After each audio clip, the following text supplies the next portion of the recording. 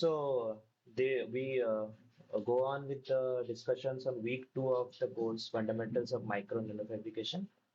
So I am Udiptya from IIT Madras. I am a PMRF scholar and I will be discussing the problems pertaining to the week two. So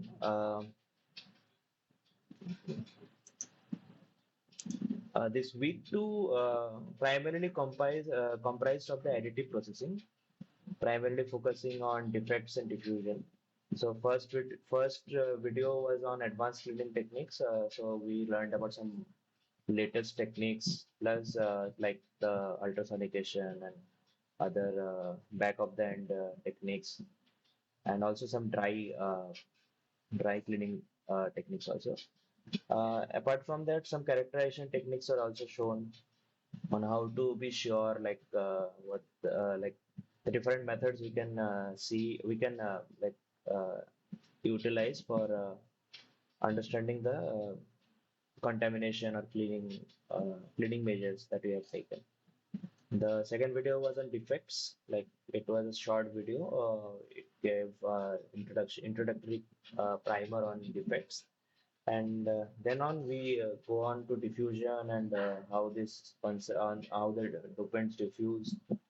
In the fourth video, we go on the advanced concepts and we go on how we have to model the like diffusion profiles and plus some characterizations also to know how this diffusion is occurred.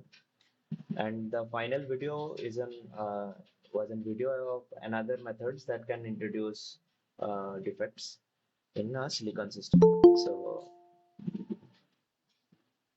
so we go on with ion plant implantation also, and we discuss the basic concepts and the other factors which are involved in it. So starting with the problem solving session, we have this problem on first problem from the cleaning section, which says that uh,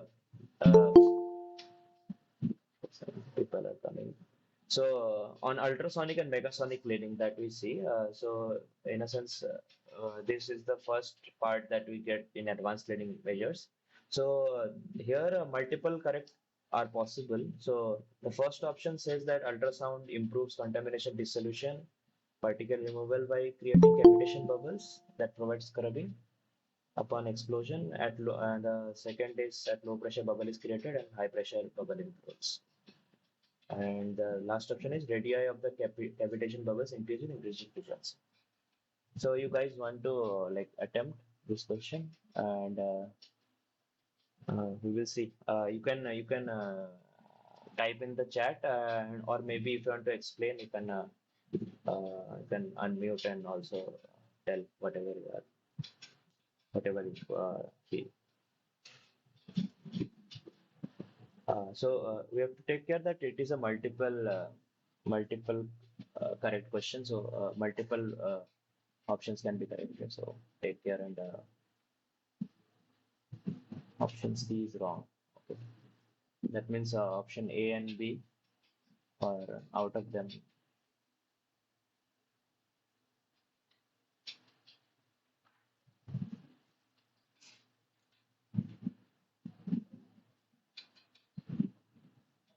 Anybody else want to attempt?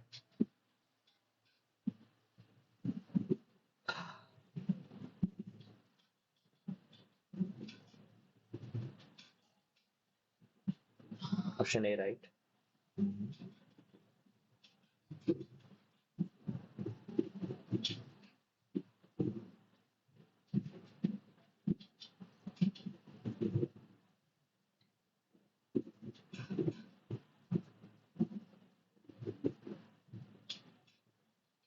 Like the last option, you said the radii of the cavitation bubbles increase with increasing frequency.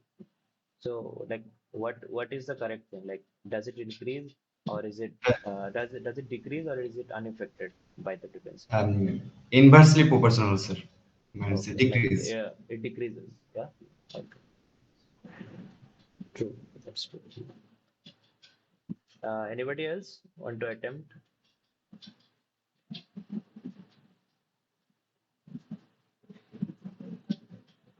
Okay. So we go on with the answer here. As you said that option A is correct. So the primary function of ultrasound is it provides extra energy and extra uh, energy through the bubbles, and they provide a scrubbing action such that anything that is clinging to the surface, it comes out, and and that's give a like that aids to the cleaning. And the B option is at low pressure bubble is created and at high pressure bubble implodes. Yeah, like bubbles have this they travel in the like rarefaction compression kind of behavior. So at the low pressure, these bubbles are formed, and at this compression regions, it hits the surface where we need to be like cleaned, and at that region, it releases the energy. So at that point, we have this kind of scrubbing action. And as he said that the radii of cavitation bubbles increase in increasing frequency. So this is correct and this is wrong. So it actually decreases with increasing frequency. So in some positions like with megasonic cleaning, which I have, I think above 700 kilohertz or around say 700 kilohertz frequency. So at such frequencies, the radii of the cavitation bubbles is very less, and such bubbles are like very suited for like cleaning of surfaces, and because they have very controlled energy and they do not damage much of the smaller structures. Though some damage is possible, but the damage is less compared to the this bigger bubbles. So that's the thing. So okay, everyone clear, yeah? With this, anybody has any doubts can tell so. So the second problem, okay. So here we go on with the solvent cleaning. So there we are in the second, I think on the second after this section we have solvent cleaning. So we use different solvents to dissolve the contaminants that are present in the wafers. So here, considering the following statements, which one you think is would be like correct? And here also multiple correct are possible.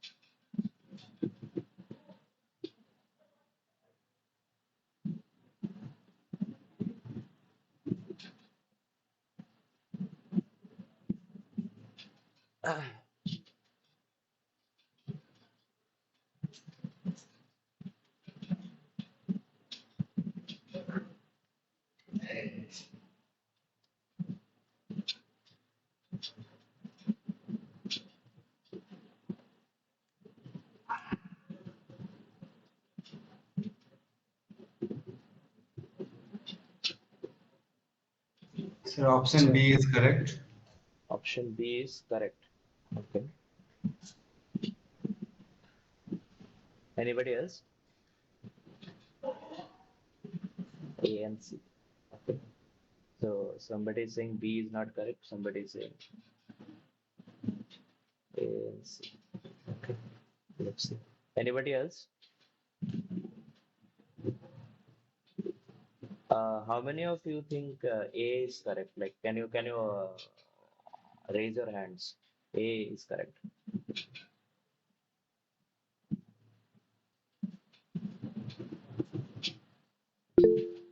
Mhm.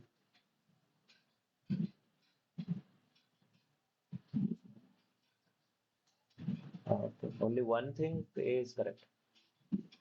Solvent cleaning is used to remove organic contaminations. Uh, can somebody quickly tell what are the solvents that we basically use for wafer cleaning? That may give a like picture like what are the contaminations we are cleaning.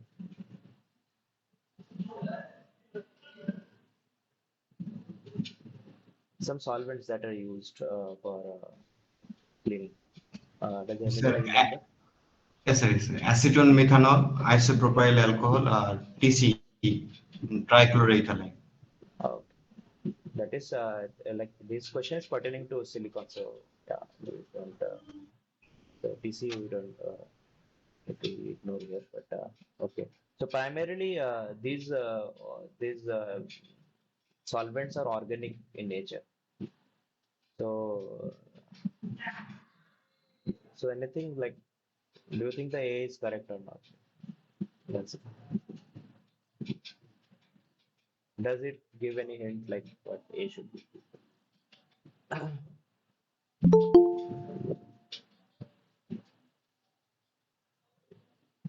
So like or organic solvents are used primarily to in cleaning. We use organic solvents to remove organic contaminations. So usually this organic whatever is organic usually dissolves in it. We'll see that they tend to dissolve in it. So the first option is correct. So second option, anybody thinks is correct or not? Can you all like whoever thinks option B is correct, raise your hands.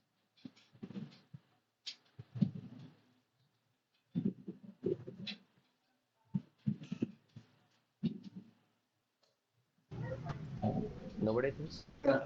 Yes, sir, I think so. The Two thinks. substrate are clean, actually, that is correct. Increasing volatility, I think so. That is increasing the boiling point.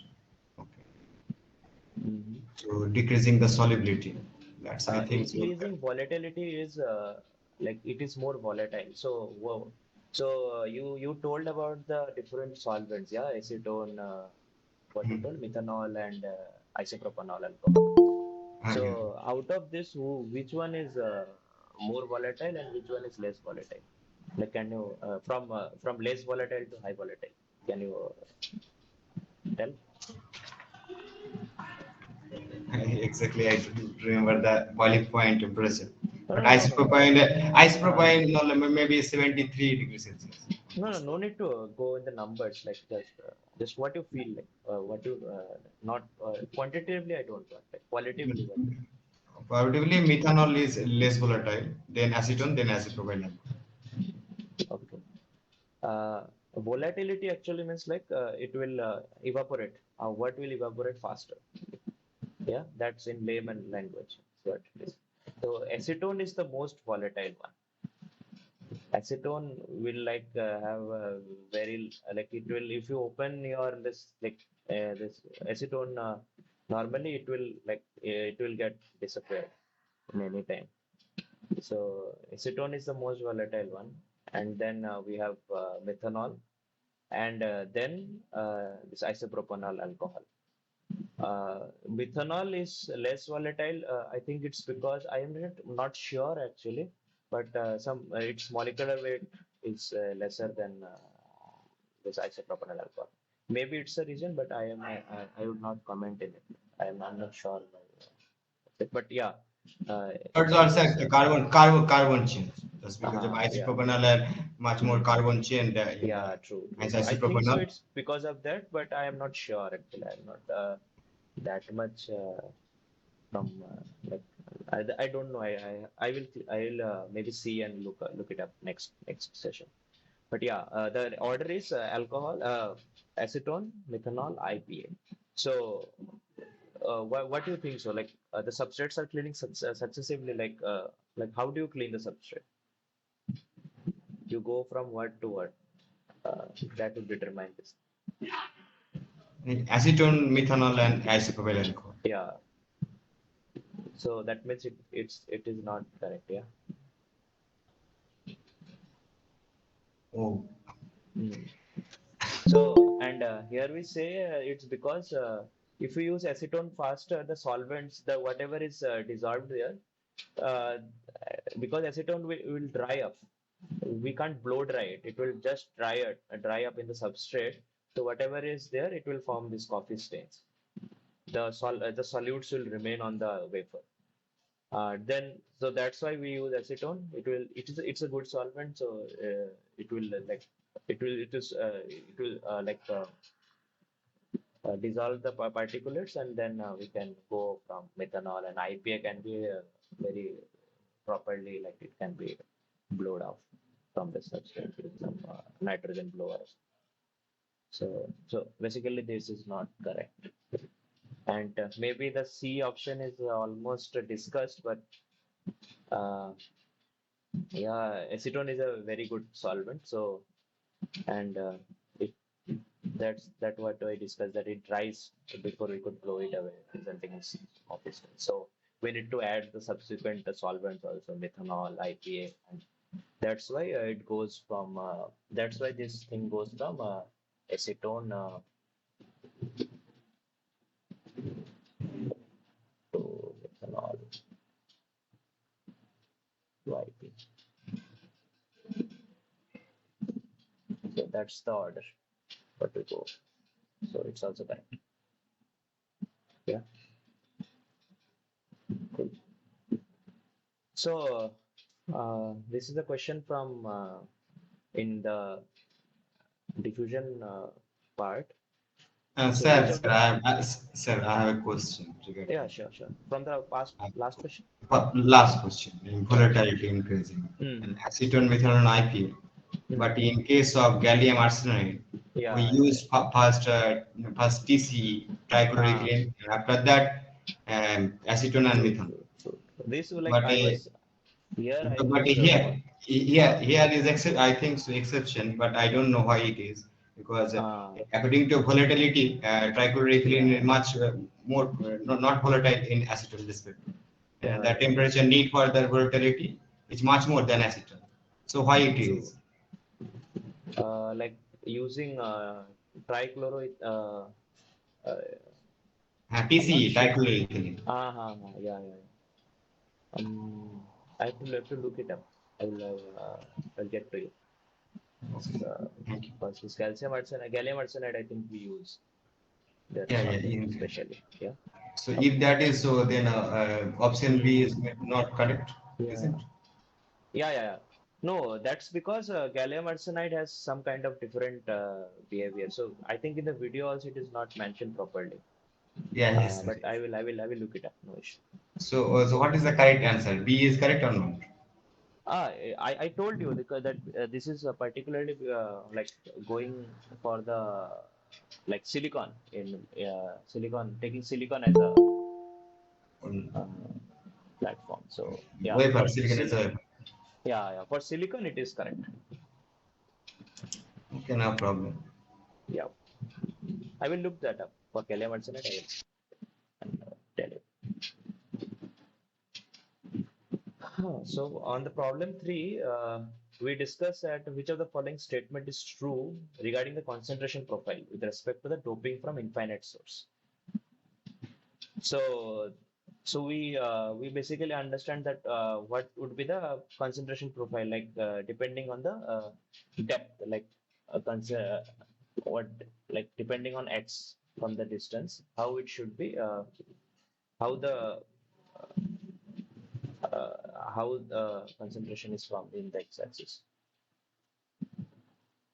how the dopant concentration would behave uh, with the distance, like with zero being where we start our doping. So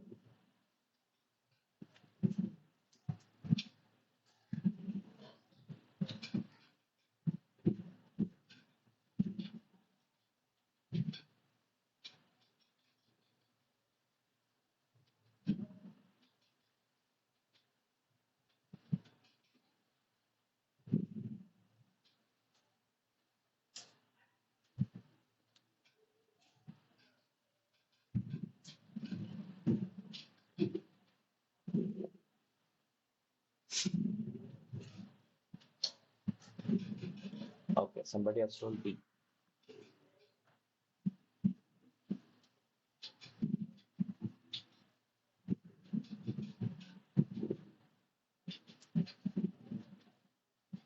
Okay, and n infinite steps. Grammatical errors.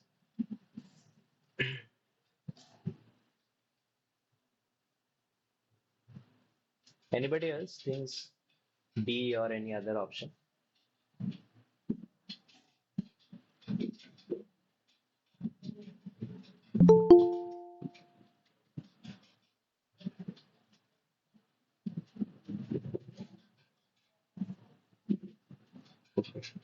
So D is the correct option.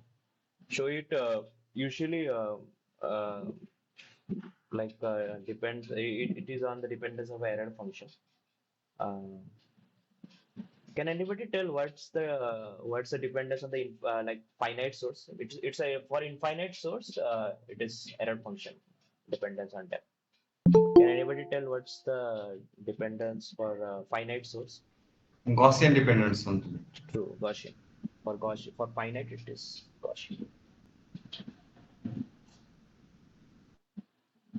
Okay, so finite.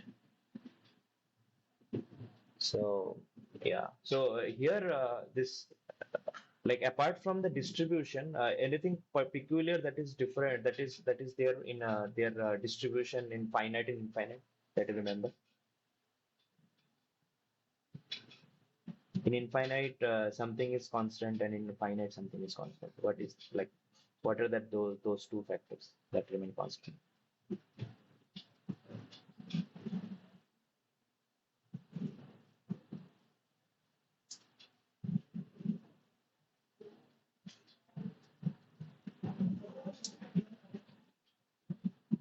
So in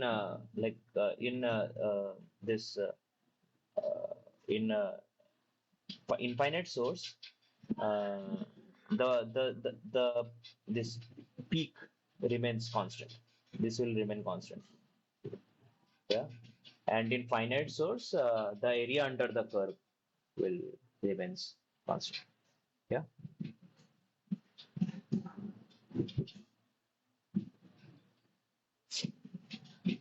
Okay.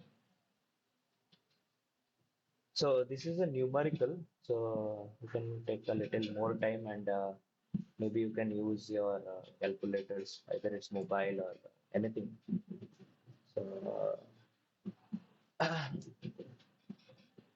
so, so you have to calculate the diffusion length in nanometer, uh, and the diffusion coefficient has been given. So yeah, you can tell whether is it in nanometer.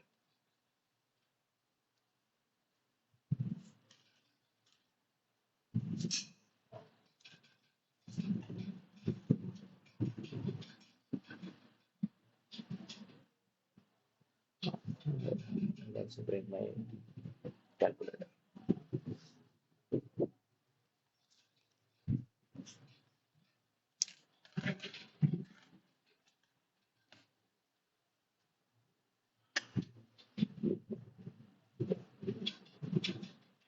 So you can take your time, no issue with that. Numericals you can give more time.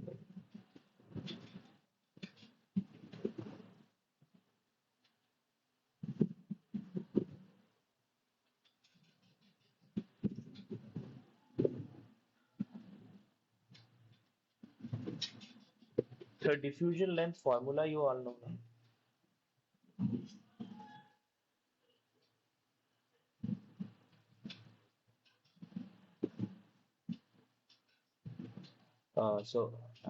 Essentially LD, yeah, true, root dt. So this is the formula that we use. So you all can try.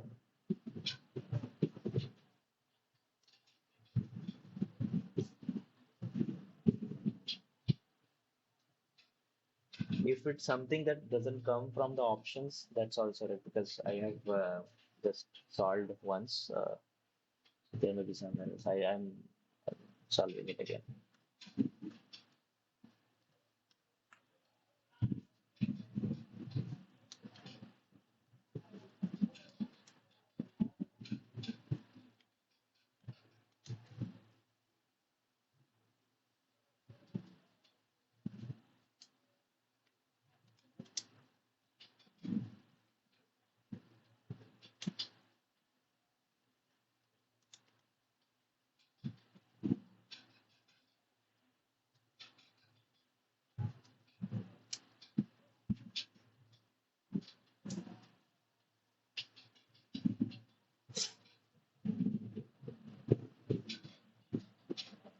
You all are trying, yeah?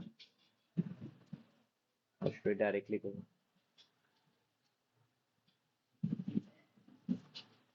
Okay. 2 minutes more, I think.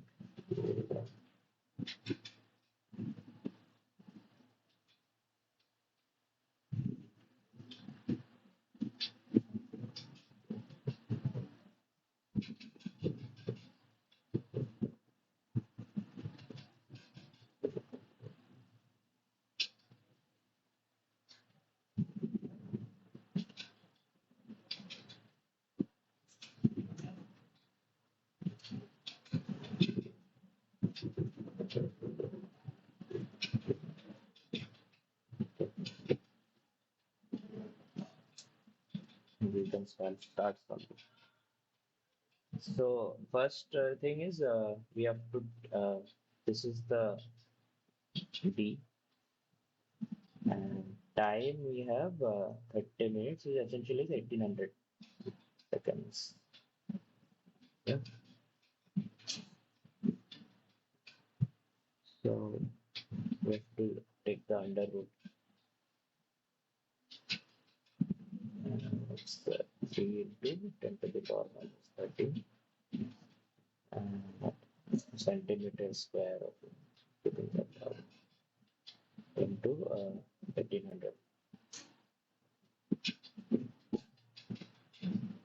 and it will come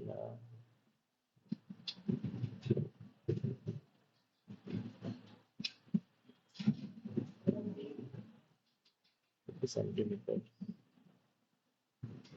Okay, I think direct centimeter is not so it will be essentially centimeter outside. So wait, Manish has done it. So it will be I think 2.3. Yeah, it's coming.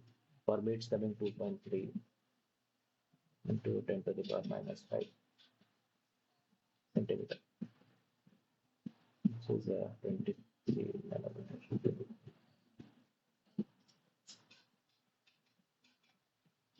Yeah, Manish, I think anybody else has any other answer? Can tell.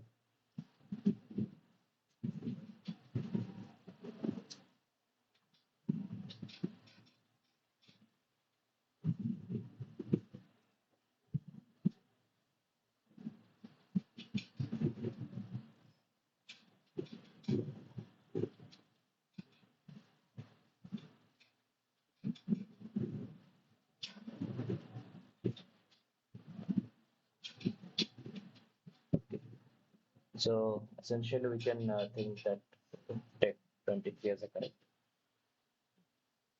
Which everybody understood is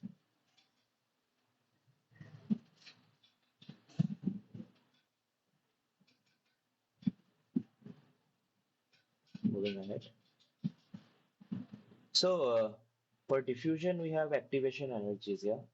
So and diffusion is it it is like exponential of minus EA by K into T. So EA is the activation energy, K is a Boltzmann constant, T is temperature, and this is the pre-exponent value. So we have activation energies of dopant A, that is 3.6 electron volt, and B is 4.1 electron volt. So we can assume that the pre-exponent values, that is the D naught, is similar to them. So we have to tell like which of the options is correct here.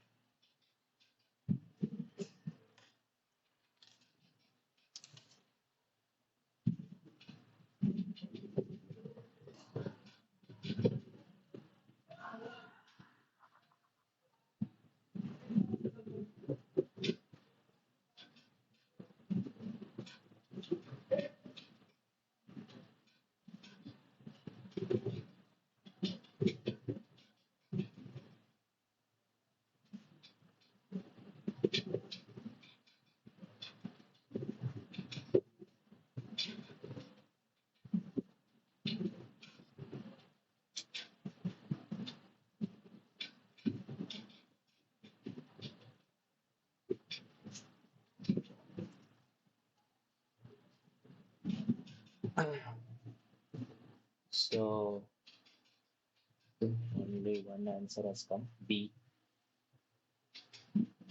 Anybody else feels any other answer, or anybody thinks B is the correct answer?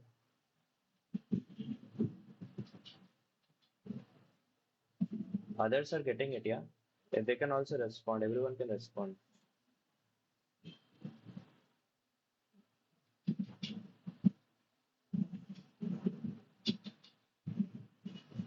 Okay. So essentially, yeah. So activation energy is something that gives a that's the uphill energy level that we need to cross to do a process. So if this diffusion process has a higher activation energy, uh, the task to be the task carried on to diffuse it, like the task of any reaction to do it, it gets harder. So with the increasing of the activation energies, uh, the diffusion will also be harder. So here, as A has lower activation energy, then B, the diffusion of A will be higher than at the same temperature. So temperature also plays an important role. So taken temperature is constant, A will be higher than B. Is the correct one. And the other options, okay, it's correct. So this is also numerical. So you all can try. So here you have the same equation that I was telling of. Here the pre-exponential for this process is this given. The activation energy is given, and the temperature is given, plus the k into t value is given. So you essentially don't need the temperature value. So you have to give that diffusion d here.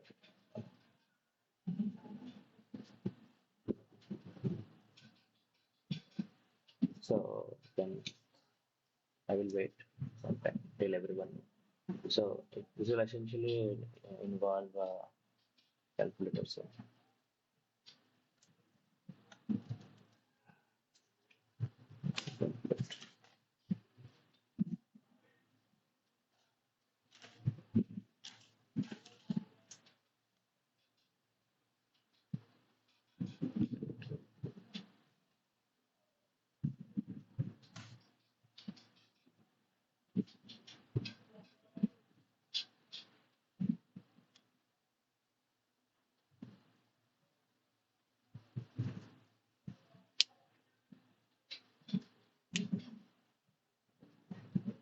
anybody?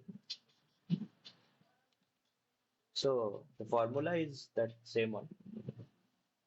D equal to D naught e to the power minus EA by K. So this is the formula that we use. Most of the things are given.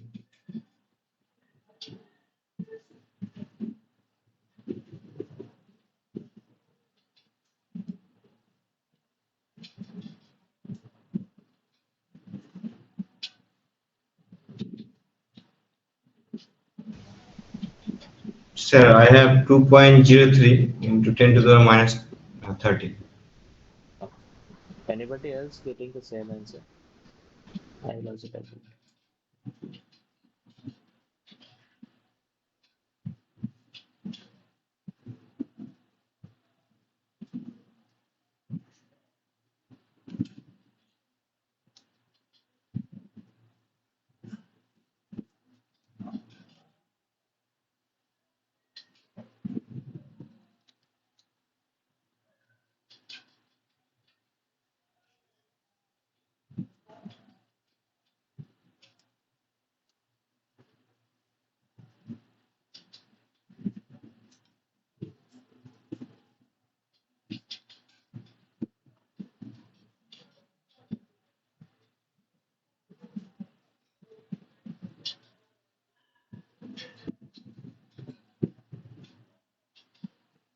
Anybody else getting any answer?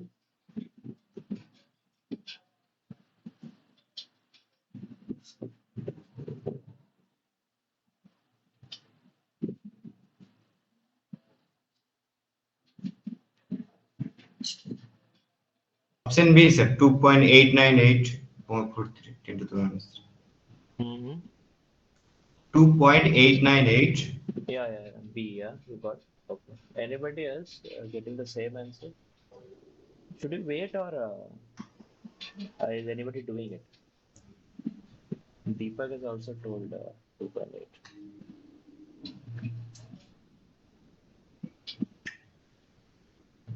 I think we should go. So, so here D naught is 0.76. This part is minus 2.46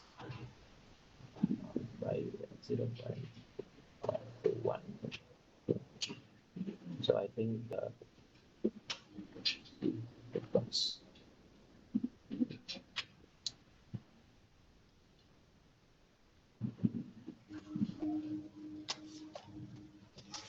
This is e to the power 28.6.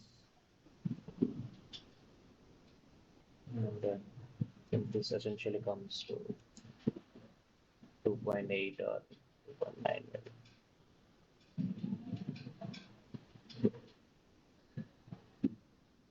Yeah.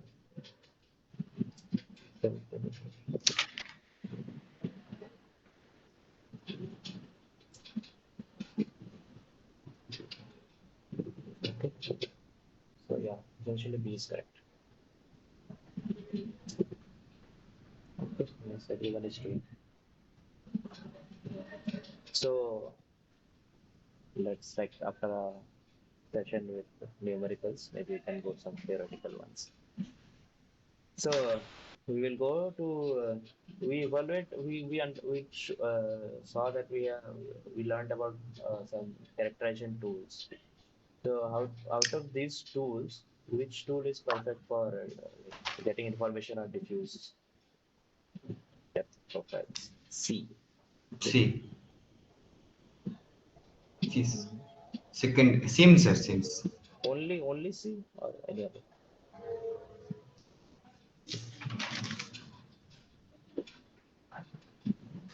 The other tools are also has been shown in some characterizations. Can anybody tell the first one? Why is it crucial for A? Where it is mostly used? Chemical composition, chemical contaminations. So it is a very good method for chemical contamination, surface analysis.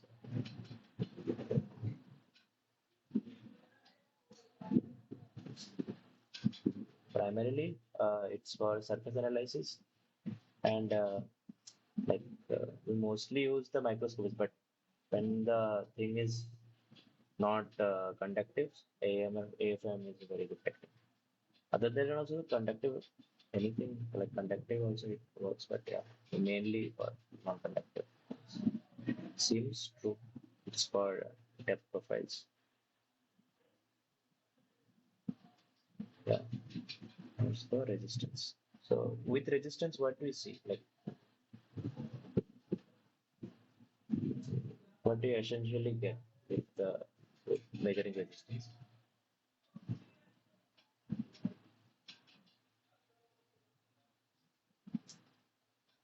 The doping. So with doping, we essentially change the the conductness of conductivity of a material. So that's the we provide doping and we check what's the resistance. So essentially, we can't check how much depth it is, but yeah, what changes it has made, we can check it through for that.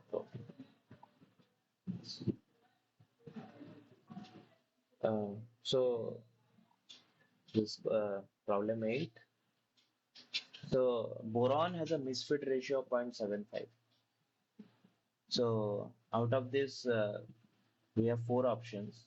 So what do you think would be some correct like out of this?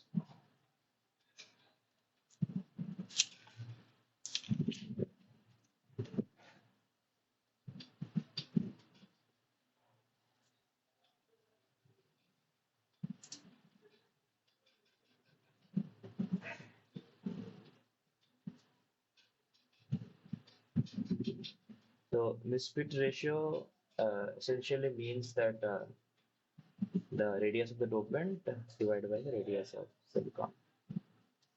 So with the less than one, it means that it is smaller than the silicon metal.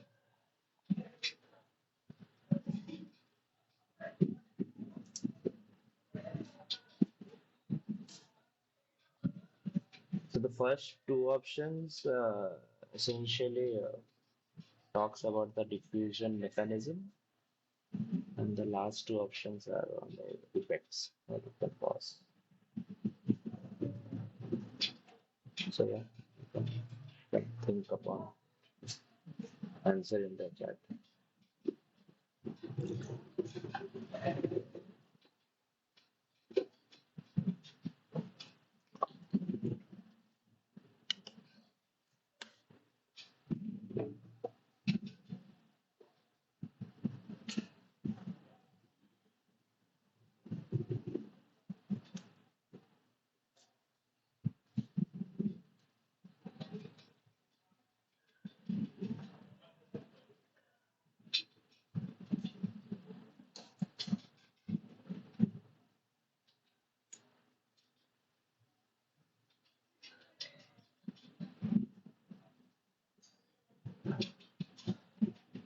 So anybody?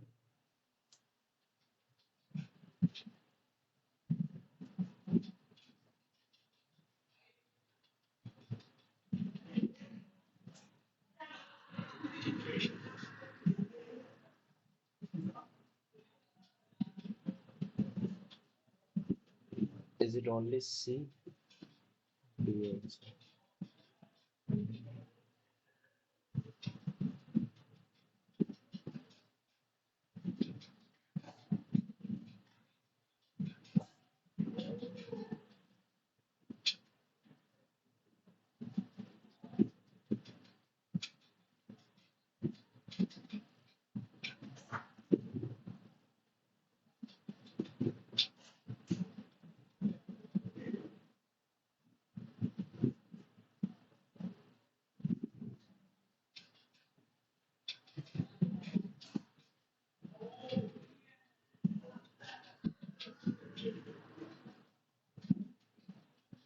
Anybody else has any other answers?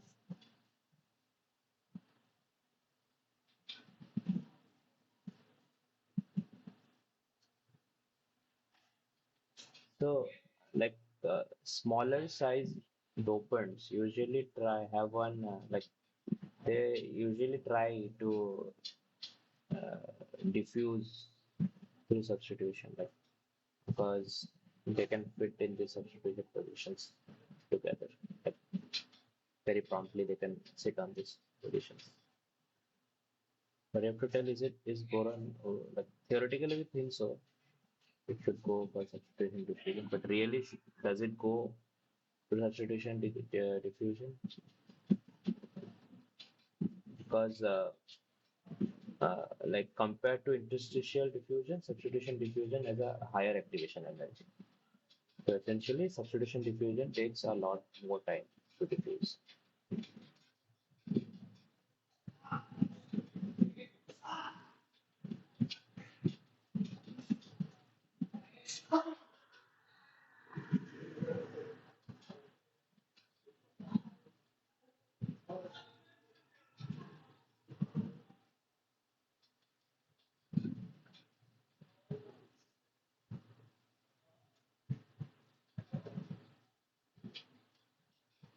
Okay.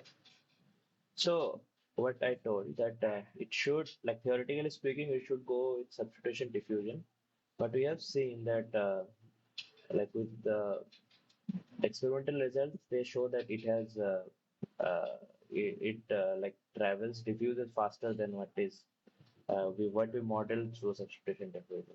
So they have like so another model has been developed that tells about interstitial diffusion, in which the like they can like one interstitial like they can also like it's a mix of both substitution and interstitial, so they can travel in interstitial and also substitute also. So that's middle ground. So it's faster. So we see that it's faster than the substitution method. So B would be correct. And like with B explains the second thing that it is enhanced by oxidation because oxidation give rises to more in interstitial spaces. So we see that with oxidation, the doping efficiency also enhances.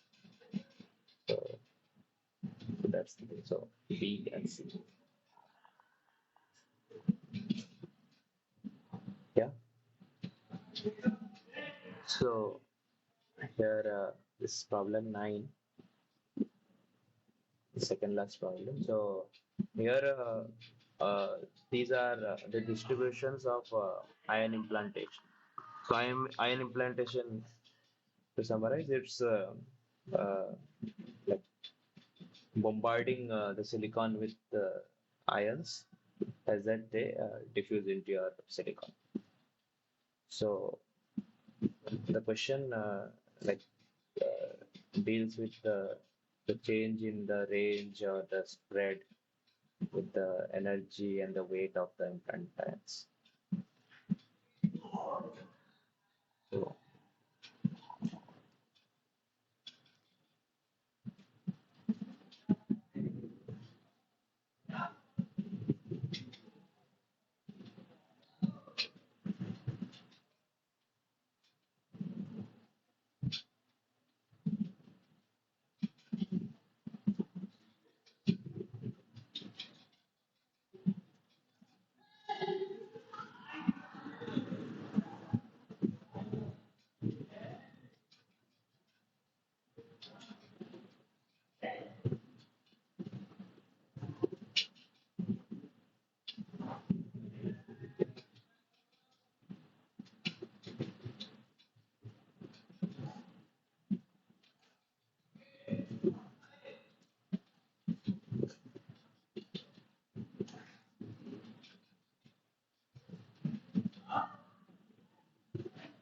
anybody else has any answers apart from Manish?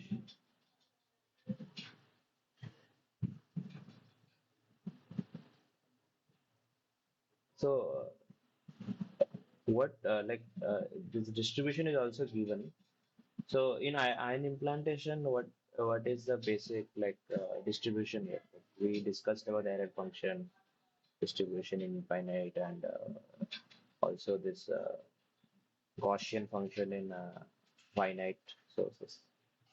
So in ion implantation, what is the distribution that we usually see?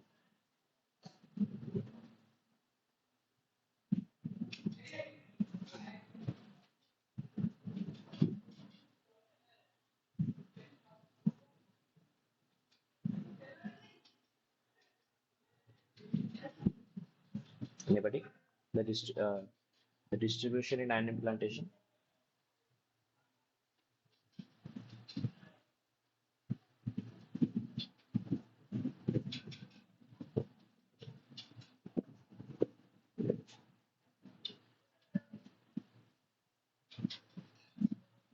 So it's primarily Gaussian. So like this finite source also have a Gaussian plot. But the thing is, the finite source will have this finite diffusion will have half Gaussian, but this thing will have full Gaussian, like this kind of yeah, full Gaussian. So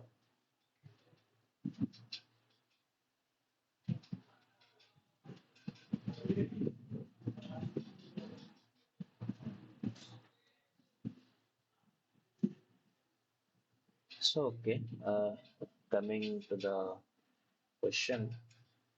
So as ion energy increases, range increases, but spread decreases. So Manish, you would like to answer? Any comments on this? A, why is it wrong?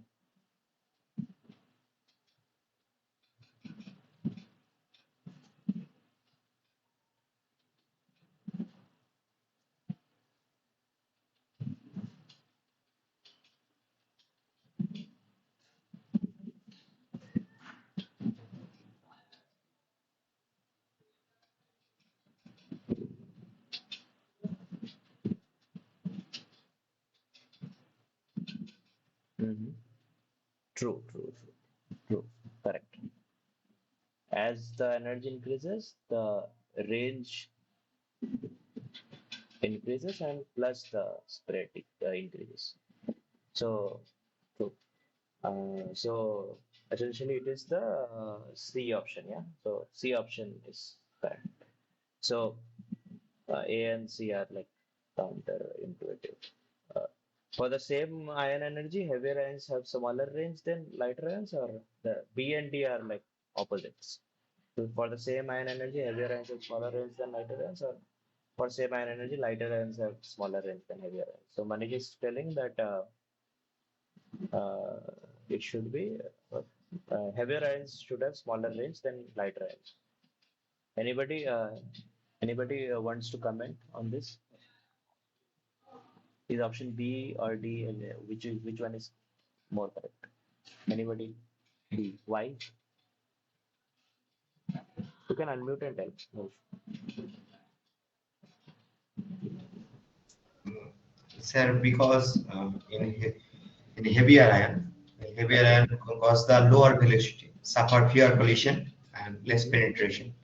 That's why it's in this case B is correct. Yeah. True. So yeah, B is correct. Yes. So essentially the last question. Okay. Manish has also written heavy ions make more collisions before it comes to fall. Hmm. Yeah, smaller ions can challenge. So this the last question that we see that on channeling. So channeling means how these dopants can go in the lattice planes, like the crystal planes. So the high doses results in lower channeling. Silicon oxide layer over Si induces channeling in Si silicon. Uh, so one plane is given that shows pronounced channeling or lower doses results in lower channeling. So go on.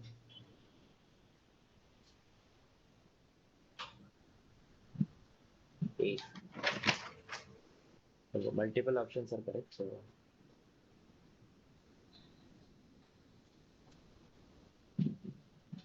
Option C is correct, sir. let's see. Okay. Till now option A has gone, C is gone. Any other answers?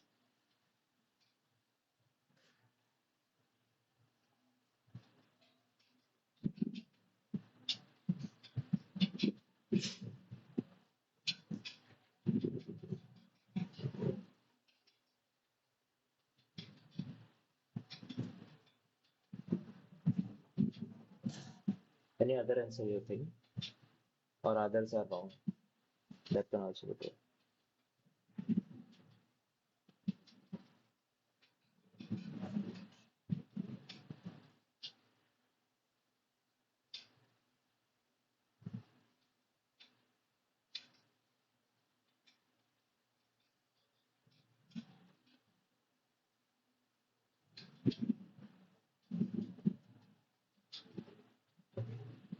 So discussing the first option.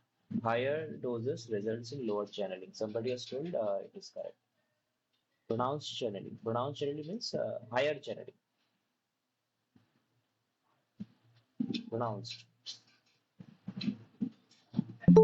It increases basically it increases channeling. That is the C option.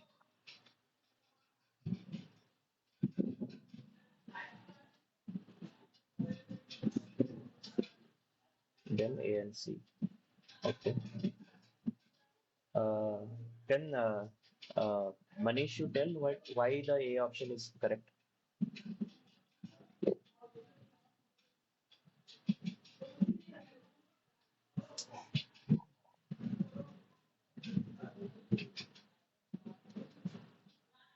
Or anybody else. No need, not in particular. Anybody else can also answer.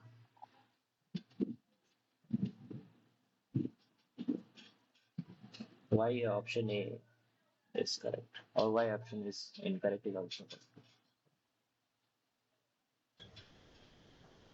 So hydros causes the high in peaks, isn't it? High dose causes High peak. high peak. Okay. Like I am not getting it. Peak means that I say So channeling essentially means that it is confined to confined to some a channel of which is comprised like with the crystal planes. It is because of this atoms arrangement of atoms. It is confined to one. So it's kind of what we see in a. You have seen how this light propagates in a fiber optic cable. It is confined to one region. So that is channeling. So what do you think? Like how this higher dose, like what you're telling to like telling, I am not getting it actually.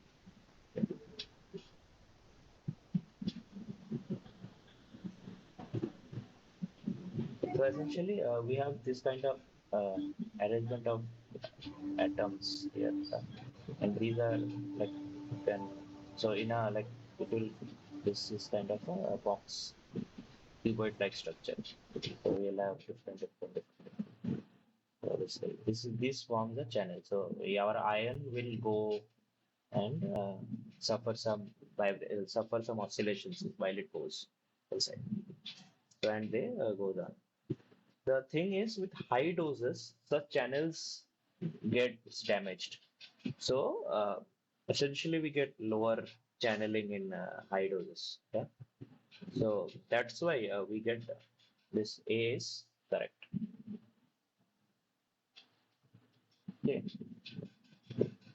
The second thing is silicon oxide layer over silicon induces channeling in Si. Uh,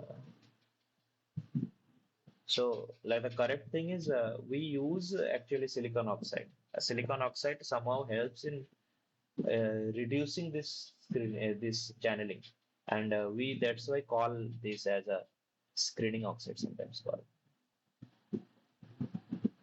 screening oxide. Yeah.